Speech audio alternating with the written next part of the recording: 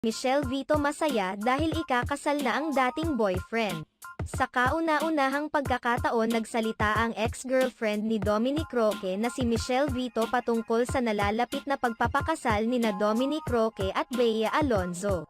Matatandaan na ilang beses nang naiulat noon na nagkarelasyon sina Dominic Roque at Michelle Vito bago nakarelasyon ng aktor si Bea Alonzo.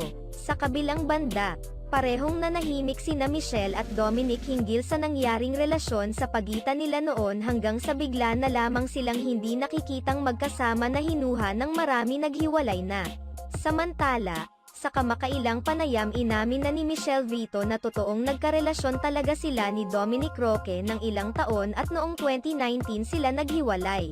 Hindi naman nilinaw ni Michelle kung ano ang dahilan kung bakit natigil ang matagal na nilang relasyon ni Dominic. Sa kabilang banda, pareho namang masaya na ang love life nina Dominic